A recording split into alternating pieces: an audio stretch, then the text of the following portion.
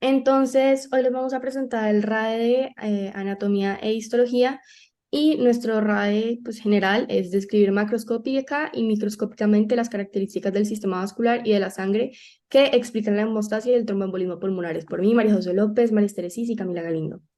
En el índice, o pues a través de la presentación les vamos a mostrar la composición de la sangre, el sistema vascular macroscópico y microscópico y la hemostasia, que es trombosis venosa profunda y tromboembolismo pulmonar, y pues finalmente les tenemos la bibliografía. Vamos a empezar por la composición de la sangre. Entonces, la composición de la sangre básicamente se define en un líquido que se mueve a través de los vasos del sistema circulatorio y pues esto incluye el líquido en sí, que es el plasma, los glóbulos rojos, blancos, fragmentos de plaquetas, fragmentos de células que se llaman plaquetas. Las células y las plaquetas conforman más o menos el 45% de la sangre y después el otro 55% está construido pues por el plasma en sí. Entonces vamos a empezar por el plasma. El plasma es aproximadamente 90% agua y 10% de las otras moléculas, entonces iones, proteínas, nutrientes, desechos y gases disueltos. Todas estas moléculas se encargan de mantener el pH en la sangre y el equilibrio osmótico.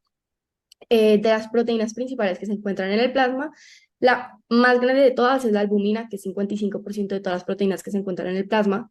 Esta es producida en el hígado e ingresa al torrente sanguíneo para ayudar a mantener el líquido sin que se filtre al resto de los tejidos que puedan haber. Si al contrario no hay suficiente albumina, entonces lo que va a pasar es que el líquido puede escaparse de la sangre y acumularse en los pulmones, el abdomen, el vientre, mejor dicho, todos los tejidos por donde pueda pasar un vaso sanguíneo. Em, el plasma también tiene otras dos proteínas. La siguiente en cantidad sería la globulina, que es más o menos 38%, y juega un papel importante en el hígado y también en la coagulación de la sangre y para combatir infecciones. La globulina se divide en tres, la globulina alfa, beta y gamma. La alfa y la beta básicamente cumplen funciones de transporte, coagulación y de regulación, mientras que la globulina gamma pues cumple funciones inmunológicas, dado que es básicamente los anticuerpos que se pueden encontrar en el plasma.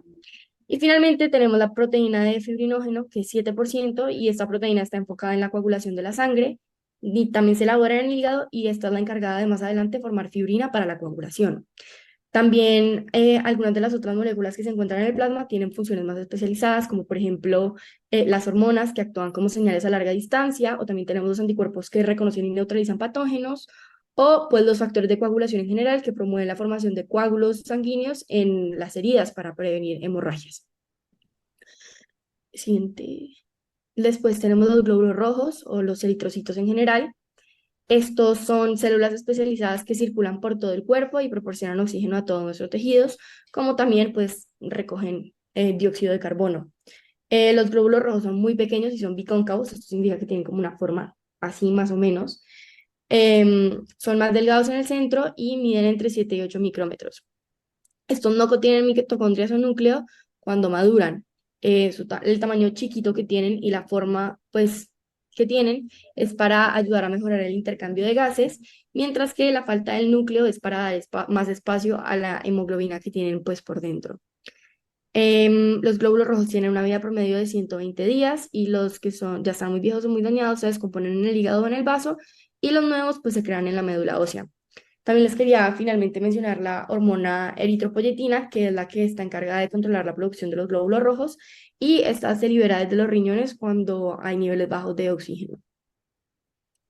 Luego tenemos los glóbulos blancos o leucocitos. Estos conforman menos del 1% de las células sanguíneas y aunque en el momento de combatir alguna infección o bacteria su cantidad aumenta considerablemente, pues igual no es mucha la cantidad que va a hacer presencia.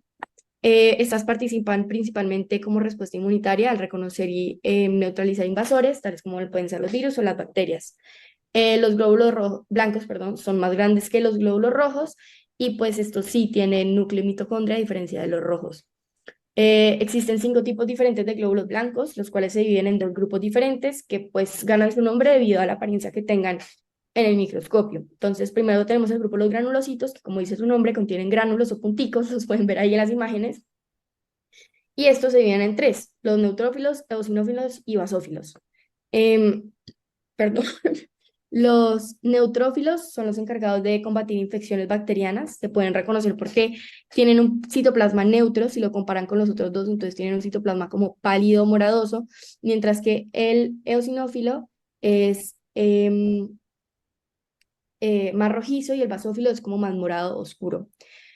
Luego tenemos los eosinófilos, que combaten infecciones causadas por parásitos, como lo pueden ser las lombrices o las amibas, y estos se diferencian porque tienen un citoplasma un poco más rojizo. Esto es porque atraen eocinos, que pues es el tinte, ¿verdad? Y esto también es lo que le da su nombre. Y luego tenemos los basófilos, que pues aún no se saben bien cuál es su funcionamiento exacto, pero se cree que reaccionan con las alergias y se reconocen porque atraen la hematoxicilina, lo cual le da un citoplasma un poco más oscuro y como moradoso. Luego tenemos el otro grupo, que son los agranulocitos, como lo dice su nombre, no tienen gránulos y por esto se diferencian de la primera categoría. Y en esta están los monocitos y los linfocitos. Los monocitos se descomponen los organismos extraños y las células como que ya están muy malas y las eliminan del cuerpo. Y se diferencian de los linfocitos porque cuentan con muchísimo citoplasma, mientras que los linfocitos casi no tienen citoplasma, sino que tienen como una gran cantidad de núcleo. Y pues los linfocitos están subdivididos en tres partes, las células T, B y NK. Las células T destruyen las células propias del cuerpo que han sido infectadas por viruses o que se han vuelto cancerosas. Y luego tenemos las células B, que son las encargadas de generar anticuerpos, todos los anticuerpos que van a luchar contra estas respuestas que pueden entrar al cuerpo. Y luego tenemos las células NK, que pues simplemente son como células grandísimas que se comen todo lo malo que pueda haber en nuestro sistema. Y finalmente tenemos las plaquetas. Estas también pueden ser llamadas trombocitos. Son fragmentos celulares que participan en la coagulación de la sangre y se producen cuando unas células grandes que se llaman los megacariocitos se desbaratan y pues así cada una forma entre 2.000 y 3.000 plaquetas, que son las moradas chiquitas que pueden ver ahí en la imagen de la derecha. Las plaquetas miden más o menos 2 a 4 micrómetros y cuando el revestimiento de un vaso sanguíneo o el endotelio se daña, las plaquetas son atraídas hacia esa herida en donde van a formar un tapón pegajoso. Ahí las plaquetas van a liberar señales que no solo van a traer otras plaquetas, sino que también van a activar una cascada de señalizaciones, especialmente de factor de coagulación, que pues en última instancia van a convertir el fibrinógeno en fibrina, que es lo que va a reforzar estos tapones de plaquetas que se van a hacer para pues ayudar a una mejor coagulación. Y finalmente, pues allá a la derecha les dejé una imagen que muestra la diferenciación celular de todas las células que hemos mencionado, pues para que puedan ver cómo de dónde viene cada una y en qué grupos se separan.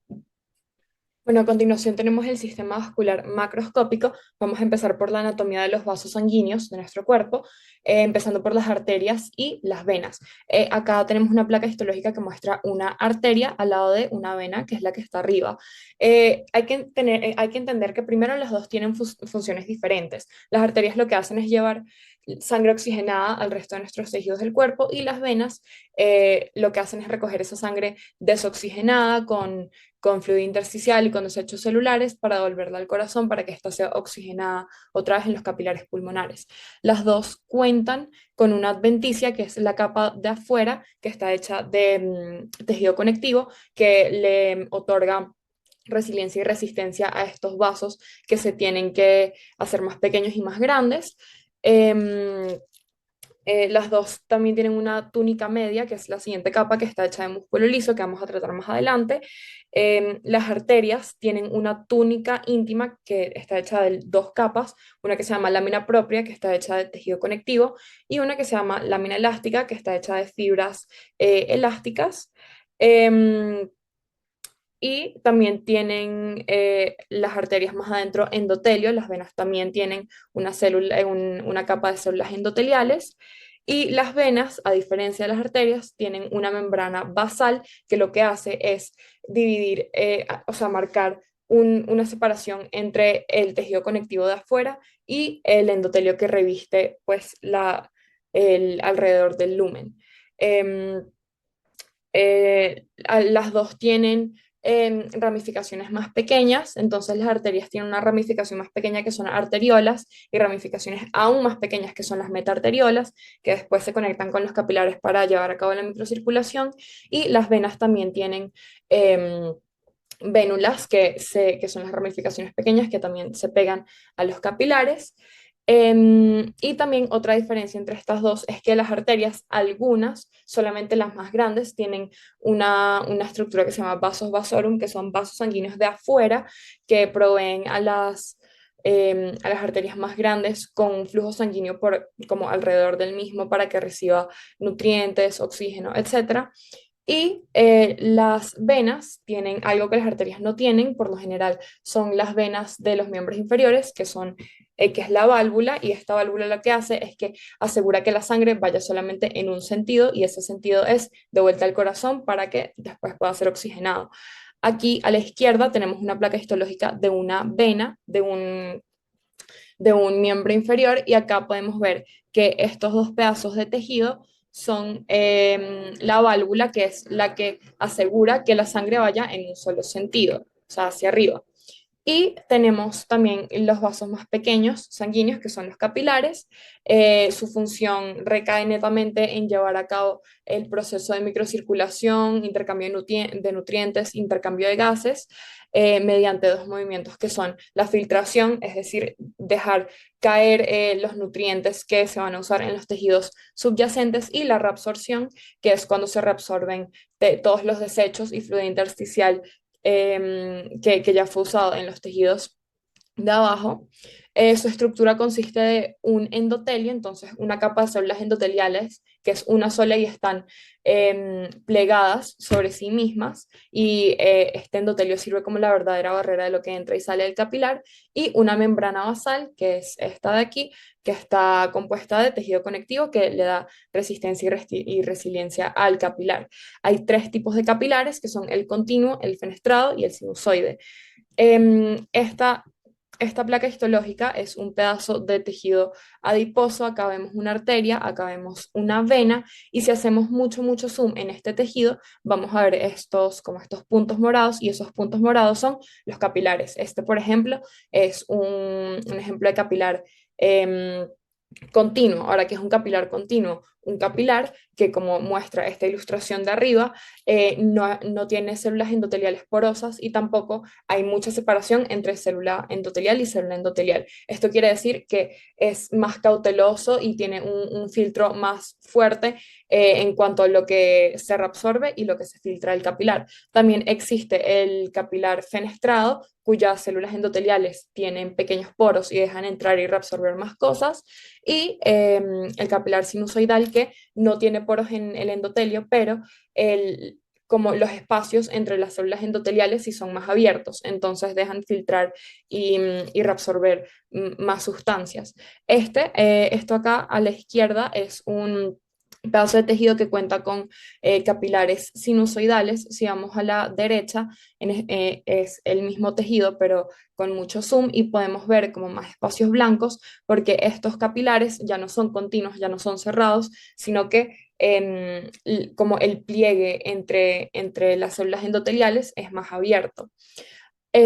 Ahora tenemos el orden del flujo sanguíneo por el cuerpo. La sangre oxigenada sale de la arteria aorta del corazón, pasa al resto de los tejidos subyacentes del cuerpo, después se conecta a las arteriolas y metaarteriolas, que son las ramificaciones pequeñas. Estas metaarteriolas se conectan con los capilares. En los capilares pasa todo el momento de llevar a cabo el intercambio de gases y de nutrientes. Después estos capilares se pegan a las vénulas y a los capilares linfáticos, a las vénulas, perdón. Las vénulas lo que hacen es reabsorber como todos los desechos que traen los tejidos subyacentes. Las vénulas después se conectan a las venas, y las venas después dirigen esta sangre desoxigenada al corazón para que ésta pase por los capilares pulmonares y sea oxigenada una vez más y vuelva el ciclo.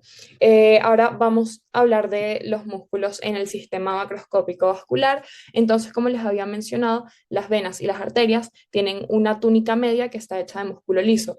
¿Para qué sirve este músculo liso? Para la vasoconstricción y vasodilatación, es decir, que el vaso se vuelva más pequeño o más grande, para que de esa manera deje pasar menos o más sangre mediante el vaso sanguíneo. Sin embargo, los capilares al ser un vaso tan pequeño y tan delgado, no tienen esta capa de músculo liso que lo reviste como lo tienen las venas y las arterias. Entonces, lo que va a pasar es que va a haber esta estructura que se llaman esfínteres precapilares, que es esencialmente una cuerda de músculo liso enrollada que va justo antes del capilar, y lo que va a pasar es que estos se van a contraer y dilatar de manera que puedan impulsar la sangre para que pase a través del capilar impulsada y llegar a donde tiene que llegar. Pero este músculo no reviste el capilar, solamente está antes y le da un impulso a esta sangre.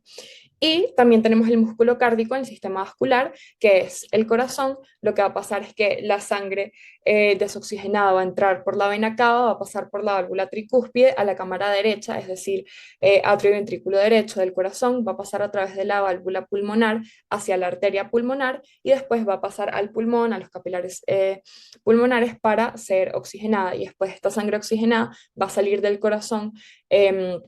Por la vena pulmonar, pasando por la válvula mitral hacia el atrio y ventrículo izquierdo, y una vez pase por acá, va a llegar a la aorta y esta arteria grande va a pasar esa sangre oxigenada al resto de nuestros tejidos subyacentes del cuerpo.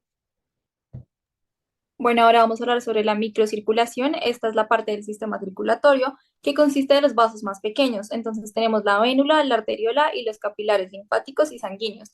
Como podemos ver, la vénula y la arteriola se puede confundir con la arteria y con la vena, pero la diferencia más grande está en el tamaño. Tenemos algunas funciones que es el intercambio de gases y de nutrientes para que se pueda dar procesos como la respiración celular, y también vamos a limpiar la sangre y los tejidos de, por ejemplo, el fluido intersticial. Esto se va a dar gracias a los capilares linfáticos que van a reabsorber todas estas sustancias. Sí, Dios, no me deja cambiar, sí. No me deja cambiar, ya. ya. Bueno, la microcirculación tiene una entrada y una salida. La entrada va a ser la arterial y la salida va a ser la venosa y la linfática.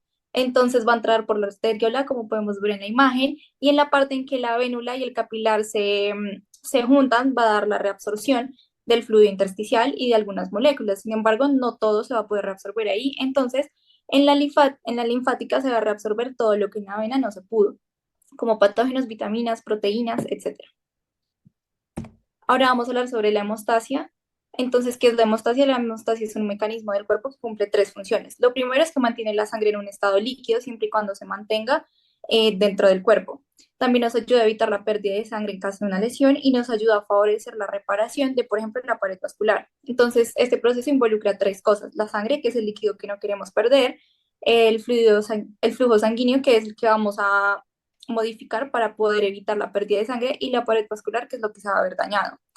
Dentro de la sangre va a haber algo muy importante que va a ser la plaqueta, y es la cual nos va a ayudar a hacer todos estos procesos, como por ejemplo el de coagulación. Como ya lo habían dicho, está dentro de la sangre y es para, o funciona para poder formar coágulos. Podemos ver al lado izquierdo la plaqueta en forma como de descanso, entonces va a ver como una galleta, y al lado izquierdo está activada o enzimática y le vamos a llamar pseudópodo.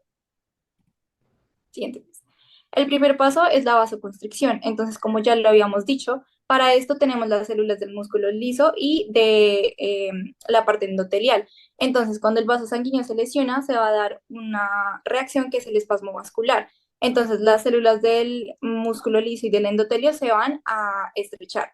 Esto se hace para disminuir el flujo sanguíneo del área afectada y poder evitar la pérdida de sangre. ¿Qué pasa? Las células endoteliales van a producir óxido nítrico y prostaglandinas en estado normal, y estas son anticoagulantes, pero además van a hacer que las células del músculo liso se relajen. Entonces, por eso vamos a disminuir su producción y además vamos a liberar la proteína llamada endotelina, que va a hacer que el músculo liso se contraiga.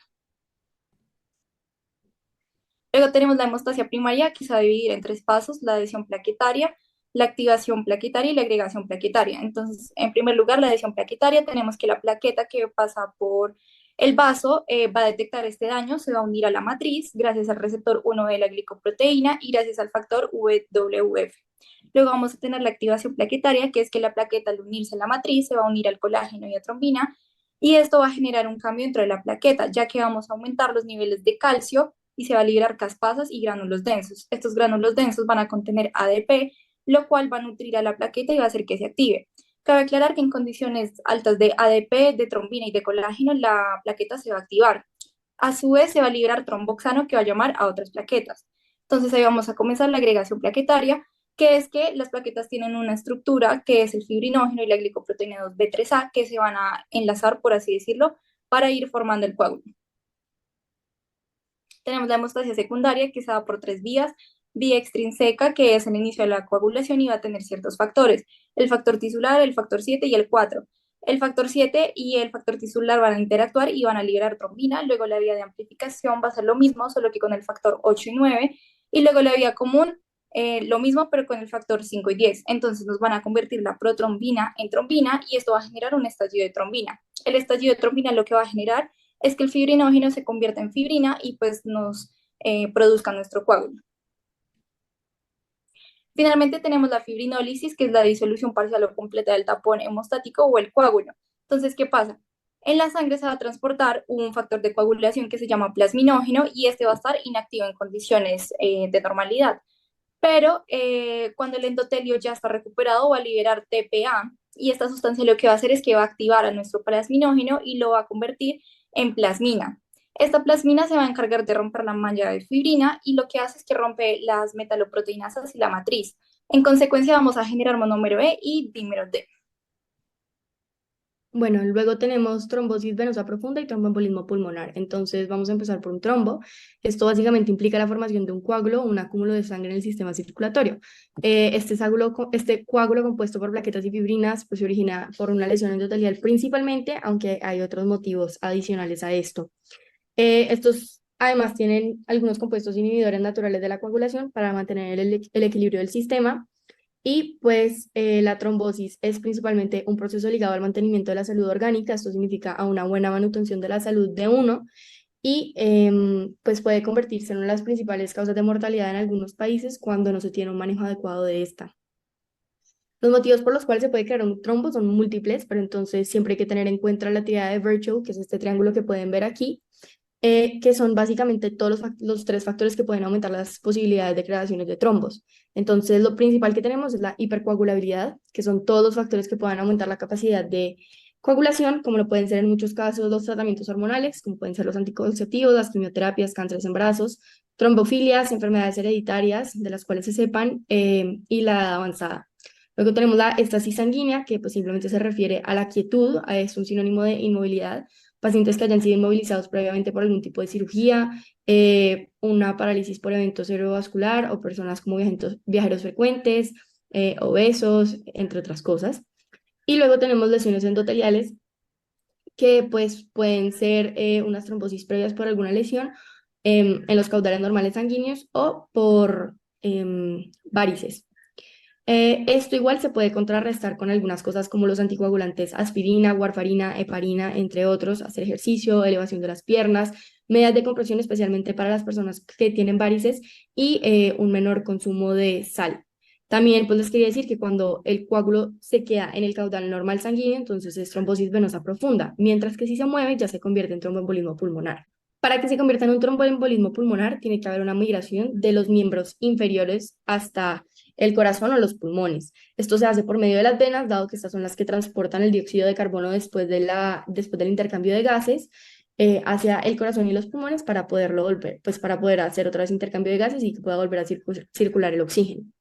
Entonces, para que esto pueda pasar, tiene que haber una tromboembolia venosa profunda, comenzando en los miembros inferiores. Entonces, digamos que si comenzamos en la rodilla, podemos empezar con la vena poplitea, después la vena femoral, después la vena ilíaca, y así se van pegando venas más grandes, más grandes, más grandes, hasta llegar a la vena cava inferior, que va directamente hasta el corazón. Cuando llega al corazón, entonces entra a la aurícula derecha del corazón, y de ahí el trombo es impulsado hacia el ventrículo derecho durante la contracción cardíaca. Desde aquí es eyectado hacia la arteria pulmonar durante la fase de sístole ventricular y ahí el trombo puede viajar a la arteria pulmonar hacia los pulmones.